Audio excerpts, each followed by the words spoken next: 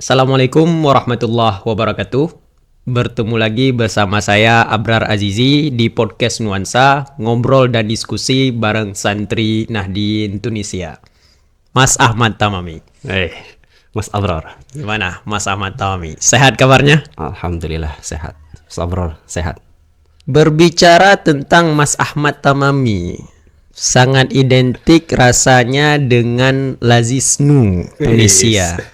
Dengan komunitas Asyurian yang ada di PCNU Tunisia. Namun rasanya kalau kita berbincang dengan Mas Ahmad Tamami ini, rasanya nggak lengkap nih kalau kita nggak ngobrol masalah pentalak atau aktivitas talaki di Tunisia, Mas Ahmad Tamami. Mengenyam pendidikan sekolah dasar di SD Wangkelang, kemudian melanjutkan madrasah sanawiyah di Babakan, begitupun aliyah, hingga memutuskan untuk melanjutkan pendidikan tinggi di Tunisia. Coba deh cerita Mas Ahmad Tamami. Apa yang mendorong Mas Ahmad Tamami untuk melanjutkan destinasi keilmuannya di Tunisia? Mungkin bisa dijelaskan Mas Ahmad Tamami? Terima kasih Mas Abrar Azizi. Gayanya udah kayak Mas Gita Wiryawan. Aduh, enggak. Ya, terima kasih. Sebelumnya, Assalamualaikum warahmatullahi wabarakatuh. Bismillah, alhamdulillah, salatu wassalamu ala rasulillah wa ala alihi wa ali baitihi wa sahbihi at-tahirin at-tayyibin. Amma ba'du. Terima kasih atas undangannya Mas Abrar. Terima kasih ya Mas Ahmad. Di podcast Nuansa yang kedua. Tadi disinggung juga terkait Lazisnu dan Asyurian. Ya, itu sedikit amanah ya dari pengurus PCNU ya, sampai sekarang masih ikut berkecimpung di organisasi tercinta PCNU Tunisia. Terkait tadi ya Mas Abrar, bagaimana kenapa memilih Tunisia seperti itu. Tunisia sebenarnya kalau sedikit cerita, ini salah satu arahan dari guru saya. Kebetulan beliau salah satu alumni dari Tunisia S2. Sebelumnya beliau dari Yaman, kemudian S2 sini, dan dirasa Tunisia cocok untuk saya. Ya, alhamdulillah saya bisa sampai di sini.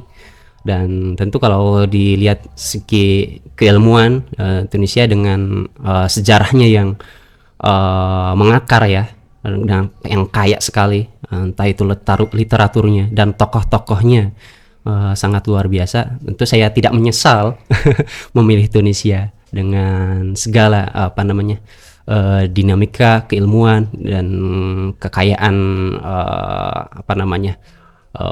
cendekiawan yang ada di Tunisia. Seperti itu Mas Abrar. Dan banyak sekali tokoh-tokoh yang di Tunisia. Salah satunya Ibnu Khaldun, Syekh Tahir bin Ashur, Mufassir wa Maqasidi, yang terkenal Maqasidi ya. Dan ada Syekh Imam Ibnu Arafah, dan kibarul ulama yang lainnya yang menjadi yang melatar belakangi salah satunya tujuan belajar di Tunisia. Itu sedikit dari saya Mas Abrar. Mas Ahmad Tamami tadi sempat menyinggung dinamika keilmuan yang ada di Tunisia, hingga mendorong Mas Ahmad Tamami memilih Tunisia.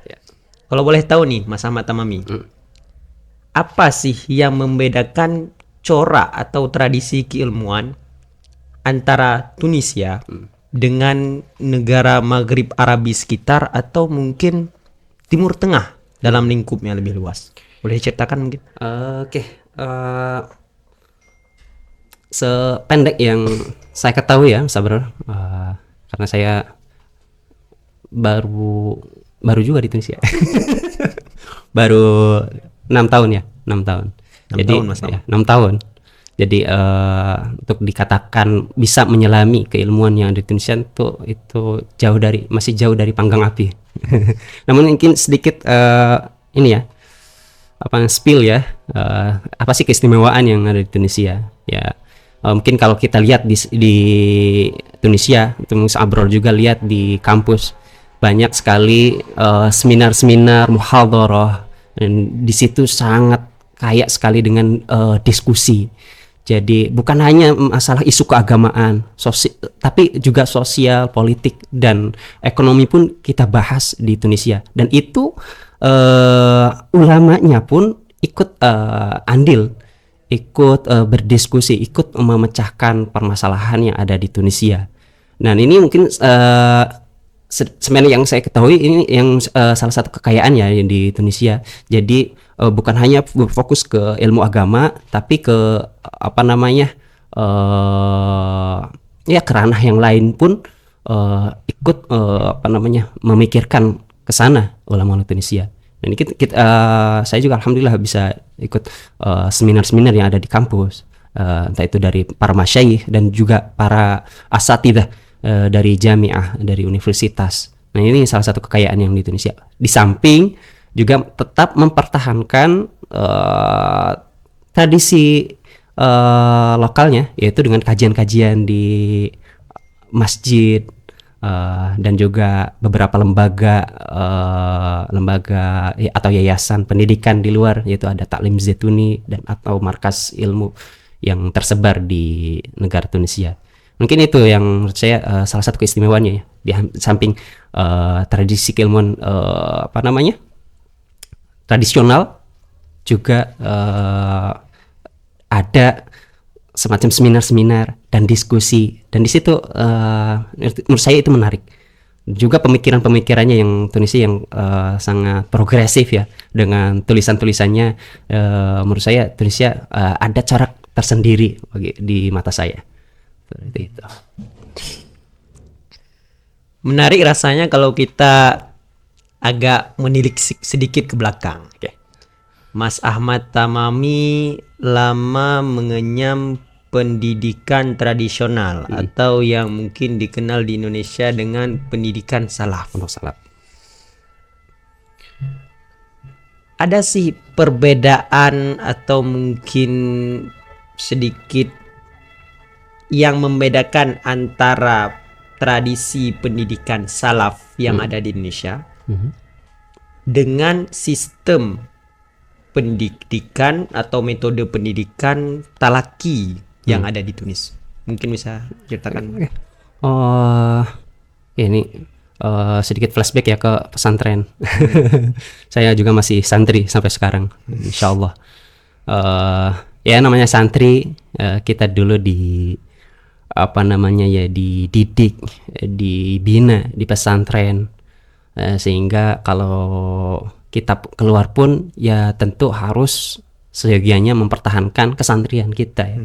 Walaupun kita sudah dikatakan alumni, ini masih nuansa hari santri Mas Abrar. Jadi pas ini buat temakan santri. Jadi begitu saya ke Tunisia pun ya sebisa mungkin menjaga kesantrian tersebut, yaitu dengan mencari kajian-kajian di luar kampus. Di samping ya tentu prioritas pertama itu kampus ya, akademik.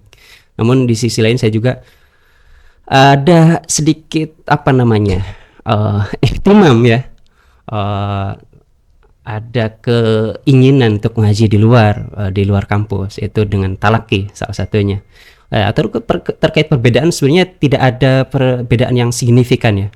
Kalau kita di pesantren mungkin kita tinggal belajar tidur di satu tempat. Tapi kalau di Tunisia saya di sini belum menemukan. Tapi ada beberapa, saya pernah berkunjung ke beberapa tempat ya, salah satunya di Mednin. Mednin tuh kalau dari sini berapa jalannya? 7 jaman ya kurang lebih. 7 jam. Ya, itu ada pesantren, mirip pesantren di Indonesia. Pesantren di Indonesia. Namun untuk metode mungkin kalau di sini kita bisa lihat hampir mirip dengan pesantren, yaitu dengan talaki. Kiai membacakan, kemudian menerangkan, dan murid menyimak. Nah ini kita temui di Tunisia, baik kita di Jami' Zaitunah, dengan fan ilmu yang dikaji di sana.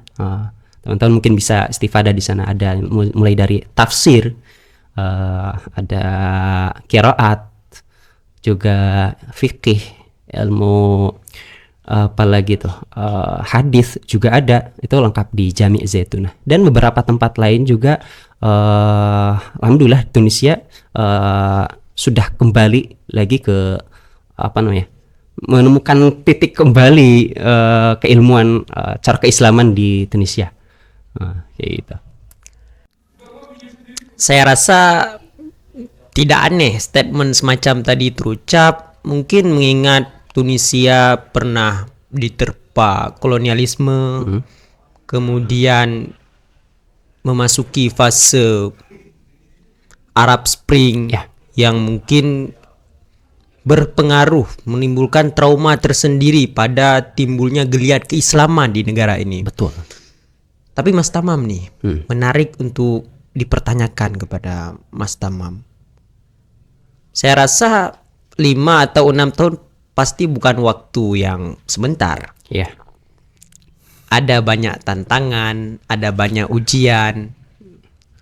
Apa sih yang terus mendorong Ahmad Tamami untuk bisa istiqomah bahasa santrinya, atau mungkin konsisten dalam bahasa kita sehari-hari untuk tetap terlibat dan masif dalam menghidupkan geliat pertalakian di Tunisia ini? Mungkin bisa dijelaskan secara singkat, Mas Ahmad. Oke. Menarik. Tentu kalau 5 tahun, 6 tahun masih sebentar sih. Tapi sedikit berbagi pengalaman, Sabrol. Tunisia menurut saya dengan keberadaan ulamanya ya, dengan berbagai coraknya di sini, bahkan ada yang pakar hadis, ada yang pakar akidah, dan juga ada qiraat, juga ya ada bahkan seorang faqih yang apa namanya, yang concern di bidang fikih, khususnya maqasid syariah. Ini satu corak yang menarik di Tunisia. Dan apa yang mendorong saya bisa dikatakan mungkin istiqomah sih ya. Ya alhamdulillah masih bisa diberikan kesempatan bermulazamah dengan beberapa masyayikh di Tunisia. Itu tentu tidak lain dan tak bukan adalah menjadi sosok pengganti orang tua, intinya sih seperti itu. Nah, karena ya lama ditempa di pesantren, orang tua kita ya kiai kita sendiri. Beliau yang menjadi apa namanya, yang menjadi sosok yang bukan hanya memberikan ilmu, juga tarbiyah ya, dan muadib, memberikan apa namanya,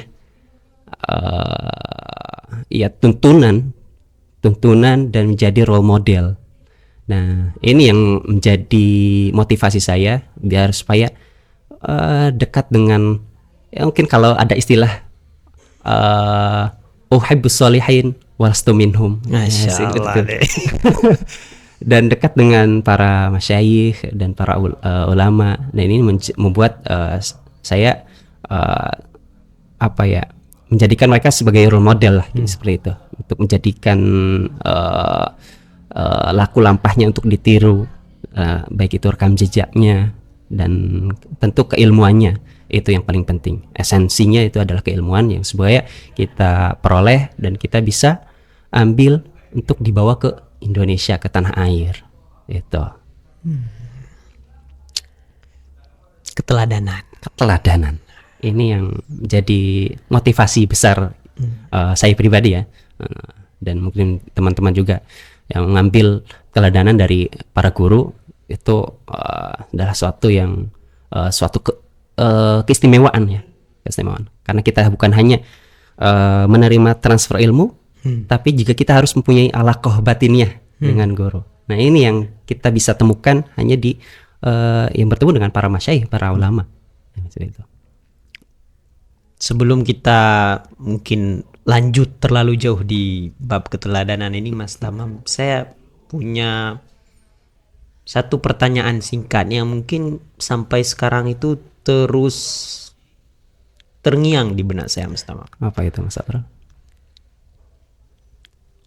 Apa sih sebenarnya yang membedakan karakteristik ulama-ulama atau praktisi keagamaan yang ada di Tunisia dengan negara-negara di sekitarnya. Kita tidak berbicara tentang tradisi keilmuan, tapi kita berbicara lebih dalam. Ya. Karakteristik apa yang membedakan pengajar, masyaikh, atau para praktisi keagamaan serta para pemikir dengan yang ada di Tunisia dengan mungkin negara-negara sekitar macam Aljazair, Maroko, Mesir, Sudan, dan lain-lain mungkin. Ya. Coba, mungkin Mas Ahmad. Menarik, Kang Mas Abror. Pertanyaannya luar biasa. Berhubung saya pernah ke Maroko, tapi kalau Aljazair, ya alhamdulillah sempat bertemu dengan salah satu masyaikh Jazair, yaitu beberapa kali ke Tunisia. Ya sedikit atau banyaknya tahulah karakter mereka. Secara general atau secara umum, ya tanah Maghrib sebenarnya satu rumpun ya. Jadi kalau perbedaan yang signifikan sebenarnya tidak terlalu jauh ya. Tapi yang saya temukan di Tunisia sendiri, sejauh saya bermulasama ya dengan beberapa masyayikh itu sangat excited sekali. Excited. Iya.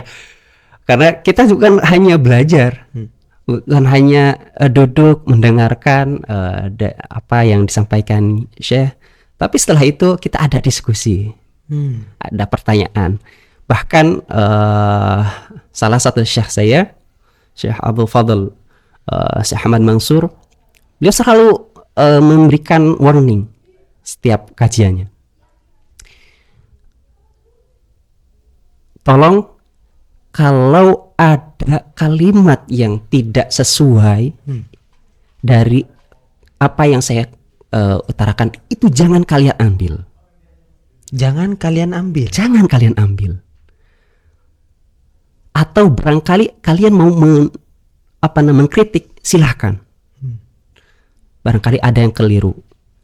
Dan beliau selalu mengulang seperti itu. Bahkan beliau termasuk kalau sejauh saya temuin dari beberapa masyaikh, beliau adalah salah satu pemilik beberapa sanad keilmuan dari Tunisia atau di dataran Maghrib antara Jazair dan Maroko. Dia tidak mudah memberikan ijazah sanad. Jadi tidak mudah seperti itu. Tidak cukup dengan riwayatan, tapi diroyatan, lafzon wa ma'nan. Ajastukum ijazah sanad keilmuan tidak hanya riwayatan, tapi harus dengan diroyatan. Jadi bahkan dalam pengajiannya pun seperti itu, dan beliau sangat berhati-hati sekali. Bahkan ketika ada ucapan yang keliru dari beliau barangkali seperti itu, beliau selalu mengulang seperti itu. Tolong jangan diambil mentah-mentah, harus kalian cross check. Itu menarik menurut saya. Dan bukan hanya setelah ngaji makan bareng, nonton bareng, dan bercanda senda gurau. Itu yang saya bukan hanya muallim, tapi muaddib, murabbi. Nah, itu yang menurut saya keunikan tersendiri ya, yang saya temui dari ulama Tunisia seperti itu. Dan dari Maroko, mungkin Maroko Maghrib termasuk Maghrib ya, dan Jazair ya satu rumpun. Itu saya kira mungkin tidak jauh berbeda ya, Sabror. Tapi mungkin kalau karena belum cross check dengan negara lain, Timur Tengah yang lain, seperti mungkin Mesir, saya juga belum ziarah. Tapi entah itu negara Lebanon dan Yaman barangkali, itu saya kira mungkin hampir sama sih seperti itu. Tapi yang saya temui di Tunisia itu, kita bisa belajar, kita bisa berdiskusi, bisa bercanda bersama, bisa makan bersama. Itu yang paling penting, makan bersama sebenarnya. Bisa makan bersama. Itu satu ya, hal yang istimewa bagi saya. Menarik, Mas Tamam. Mungkin saya rasa setelah podcast ini akan ada berduyun-duyun para subscriber baru. Insya Allah. Atau mungkin para viewers baru yang akan meramaikan channel PCNU Tunisia. Mas Tamam yang sudah 6 tahun di sini sudah, kalau bisa saya katakan, mencicipi berbagai macam majelis dengan ragam disiplin atau fun keilmuan. Mungkin bisa ulik tipis-tipis gitu. Oke. Terkait mungkin tafsir kita harus pergi ke siapa mungkin Mas Tamam, atau mungkin hadis kita harus pergi ke siapa, atau mungkin qiraat kita harus pergi ke siapa, supaya mungkin teman-teman yang mungkin tahun depan atau mungkin teman-teman yang baru datang sekarang itu punya roadmap, atau kita bilang punya peta jalan, saya ini harus kemana gitu. Coba Mas Tamam mungkin. Di Tunis sendiri alhamdulillah banyak sekarang majelis-majelis atau majelis keilmuan ya, atau kita sebut dengan talaki. Mulai dari pas awal saya sampai di Tunisia itu, saya diarahkan oleh teman senior saya untuk ngaji qiraat, yaitu ke daerah Zahra. Zahra itu kalau kita naik, kita harus jalan kaki dari Makazaim ke stasiun, kemudian dari stasiun naik kereta sekitar setengah jam, dan itu seminggu 3 kali. Jadi effortnya luar biasa. Ini buat cerita menarik juga. Itu setoran Al-Quran. Itu kalau lulus alhamdulillah. Kalau enggak, alhamdulillah. Kalau lulus. Kalau enggak, kita yang ada di pertemuan selanjutnya. Itu namanya Syekh Ali Bushlaghim. Beliau sangat teliti sekali dalam bacaan qiraat. Ya alhamdulillah, waktu itu sampai berjalan sampai 3 tahun kurang lebih. Nah, beliau ya walaupun nggak selesai sampai Falatin juz, tapi minimal alhamdulillah bisa beristifadah dari beliau. Ya setidak-tidaknya kalau untuk mengimami ya bacaannya nggak amburadul lah, seperti itu. Itu salah satu ulama qura yang saya temui di Tunisia semenjak awal ke Tunisia. Tapi sekarang juga banyak di dekat-dekat rumah tinggal kita ya, di Zaitunah juga ada ulama muda seperti Syekh Usama. Beliau bukan hanya ngajar di kampus tapi juga ngajar di masjid juga. Akademisi ya, ulama juga tuh luar biasa. Beliau ulama muda, ulama qura, dan luar biasa tahsin. Untuk belajar tahsin ke sana saya rekomendasi sekali. Dan itu juga salah satu ulama qura. Yang lainnya ada yang agak sepuh sedikit, namanya Syekh Hadi Fakhfah. Syekh Hadi Fakhfah, beliau juga membuka di samping dia punya madrasah Al-Quran di daerah Bardo. Nah, kalau nggak salah nama masjidnya Jami' Umar bin Khattab kalau nggak salah. Ya, di situ beliau punya madrasah, santrinya sekitar 100-an. Dan dia juga punya kajian khusus hari Jumat. Mungkin teman-teman bisa istifadah ke sana. Itu ada bukan hari Jumat, mohon maaf, hari Sabtu sore ba'da asar. Tuh ulama qura itu di bidang qiraat ya. Kalau hadis sebenarnya tafsir dulu. Tafsir ada kajiannya di Jami' Zaitunah, yaitu diampu oleh Syekh Hasan Manai. Beliau juga aktif sebagai akademisi, dosen di universitas kita Zaitunah, dan beliau juga ngajar di Jami' Zaitunah, mengajar tafsir setiap malam Ahad. Nah, itu di bidang tafsir. Kemudian muhadits, kalau Tunis mungkin lumayan banyak untuk muhadits. Kita punya Syekh Ahmad Mansur Qurtam tadi yang saya sebutkan. Beliau kalau dilihat silsilah sanadnya, transmisi keilmuannya itu menyambung ke Syekh Abdullah bin Siddiq Al-Ghumari, muhadits Maroko. Dan kalau ditelusuri ke atas ya Musnid Dunya Syekh Yasin Fadani. Syekh Yasin Fadani. Iya. Itu dari segi sanad luar biasa beliau. Itu salah satu muhaddis yang dimiliki oleh Tunisia. Kemudian ada Syekh Farid Al-Baji. Beliau memiliki madrasah Darul Hadis di daerah Haizuhur ya. Haizuhur. Beliau mempunyai kajian juga dan beliau concern di bidang hadis. Dan alhamdulillah saya juga sempat bermulazamah ngaji ke sana ke beliau, mengambil sanad, dan waktu itu pernah ikut ngaji Faidus Sadid. Beliau karang sendiri Faidus Sadid, syarah dari Jawhar Tauhid. Kemudian ada lagi Syekh Nizar Hamadi. Syekh Nizar Hamadi. Nah, Syekh Nizar Hamadi. Mungkin ini sudah familiar ya, khususnya di dataran Timur Tengah. Beliau adalah muhakkik, salah satu muhakkik atau pentahkik manuskrip yang ada di Tunisia. Beliau tahkik beberapa kitab, entah berapa puluh atau mungkin sampai ratusan ya.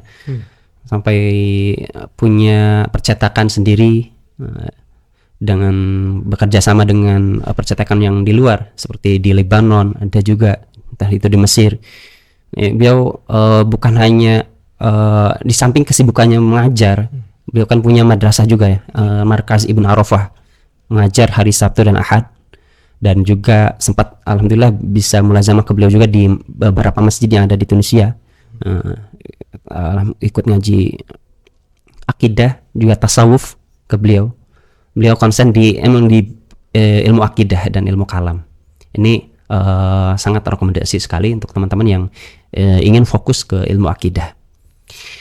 Dan ilmu fikih juga ada di Tunisia. Salah satunya Syekh Habib bin Tahir, sahibul kitab Fiqh wa Adilatuh. Fiqh wa Adilatuh berapa jilid? Kalau nggak salah 4 jilid. Itu beliau ikut ngaji ke sana juga saya, alhamdulillah. Kalau dulu tuh buka kajian di Jami Hamudah Pasha, dari Al Zaitunah ke atas tuh. Nah, di situ dulu ada kajiannya. Tapi sekarang beliau fokus di yayasannya. Kalau nggak salah di daerah Pasaj, di situ ada masjid. Di situ beliau mengajar dan dengan beberapa masyayikh yang lain, seperti ada Syekh Zuhair, siapa tuh? Ada Syekh Abdul Mun'im, pakar ilmu kalam juga, ilmu akidah kalam di situ. Syekh Zuhair Zandubi di situ mengajar, dan beberapa masyayikh yang lain di sana. Dan itu sedikit yang saya temuin dari beberapa masyayikh Tunisia. Ada lagi beberapa masyayikh yang muda ya, di samping ya tadi yang sudah lama berkecimpung untuk mengajar di Tunisia, dan sekarang generasi mudanya pun ikut memberikan corak berbeda di Tunisia.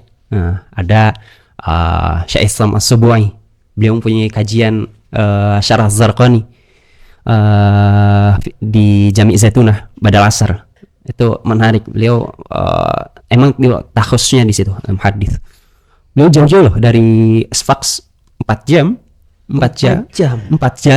untuk beliau juga punya kesibukan di sana. Beliau punya yayasan dan mengajar di sana, dan beberapa murid, dan juga membuka kajian di berbagai masjid di sana. Dulu sempat ke sana.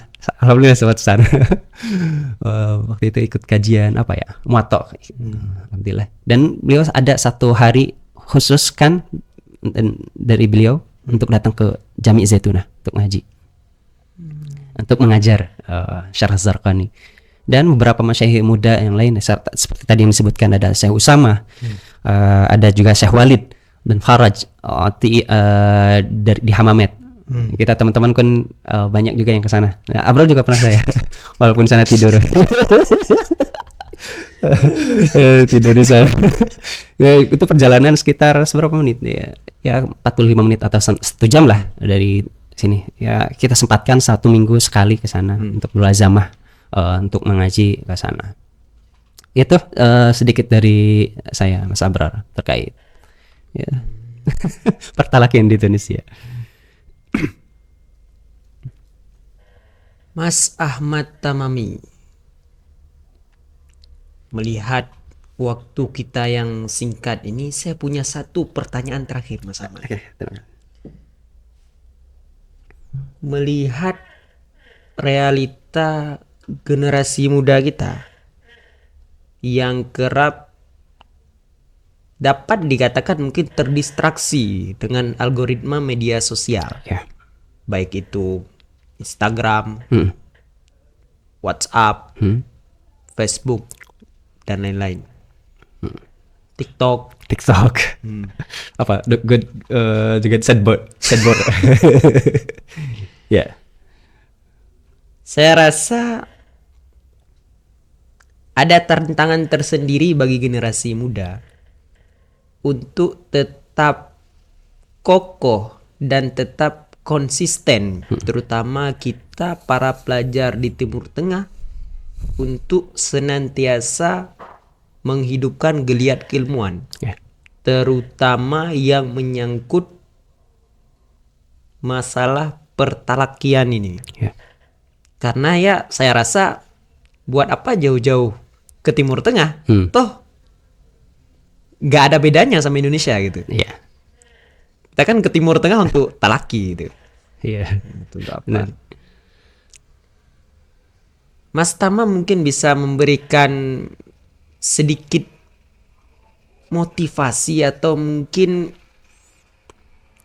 cerita bagaimana seorang Ahmad Tamami bisa sekonsisten sekarang itu seperti apa? Oke. Apa jalan perih yang mungkin telah ditempuh oleh Ahmad Tamami hingga bisa sampai ke titik ini? Oke. Mungkin bisa diberikan ke sedikit pencerahan mungkin ke generasi-generasi muda. Ya, terima kasih. Ya, pertama saya ingat betul, mungkin ada pepatah ya. Al-ilmu bil-ta'allum, al-fahmu bit-tafahum. Man yuridillahu khairan faqihu fiddin. Kan itu ada hadisnya ya. Dan juga terkait pentingnya sanad keilmuan. Itu juga tak kalah penting. Dan yang terakhir itu adalah ilmu agama, itu adalah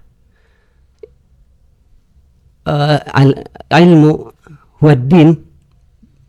Jadi fangzuru amman ta'khuduna. Jadi kita harus mempelajari keilmuan itu, ya tentu harus ada, idealnya harus ada gurunya. Karena dan kita lihat dari mana kita mengambil ilmu agama tersebut. Nah, maka dari situ pentingnya kita mencari guru dan memilah tentunya ya, agar menjadi ya itu legasi ya, legasi dan kemudian sanad keilmuan ini sebagai sabat untuk penguat daripada keilmuan kita, dan tidak menafikan kita di samping fokus kampus akademik, kemudian organisasi, dan idealnya kita harus imbangi dengan talaki, dengan mulazamah, dengan mengambil istifadah dari beberapa masyayikh di sini. Tidak perlu banyak sebenarnya. Satu gak marrah fil usbu, hatta marrah fil usbu gak masalah, seperti itu. Nah, ini yang membuat saya saya pribadi mungkin usikum wa iyaya wasiat saya. Jadi disitulah dimana suatu keilmuan, bahkan kalau beberapa masyayikh saya tuh selalu memberikan ilustrasi. Kalau kita hanya membaca buku saja tanpa guru, itu ibarat ada ceritanya kan ini, Mas Abror, mungkin tahu ya. Kayak ada seorang yang membaca buku, kemudian di situ terdapat aslinya tulisannya Al-Habatu Sauda. Habatu Sauda. Ini terkait obat ya, obat. Nah, tapi ternyata tulisan itu ceritanya itu kejatuhan kotoran atau lalat atau ini menjadi Al-Hayatu Sauda. Jadi ular hitam jadi obatnya. Itu kan bahaya, sangat fatal kan. Maka dari itu pentingnya membaca buku, kemudian dengan kepada guru seperti itu. Tapi kembali lagi, tidak hanya cukup seperti itu, tidak hanya cukup kita ngaji dengan guru, tapi dengan mutolaah, dengan ilmu yang bidarsi, cuma koma wartafa'an. Nah, di sini kita di samping kita bermulazamah kepada guru, kita juga harus mutolaah dan murojaah, membaca buku sendiri. Nah, seperti kita punya maktabah luar biasa di Sekretariat PCNU, dan kita silahkan kita buka buku sesuai genre atau minatnya ya. Kemudian kita diskusikan dengan teman-teman, dan ini bisa menjadi salah satu program PCN juga kan ya, dengan program membaca buku di perpustakaan, dan kita diskusikan dan bersama. Nah, itu adalah suatu yang bagus sekali untuk kita terapkan di Tunisia gitu. Menarik. Terima kasih banyak Mas Tamam untuk semua kesan, pesan serta motivasi yang mungkin sudah diberikan pada sore hari yang berbahagia ini. Semoga kita bisa berjumpa di pertemuan yang akan datang. Insya Allah. Selamat, Mas Tamam. Oke. Terima kasih Mas Abror. Sama-sama. Luar biasa. Mantap. Mantap.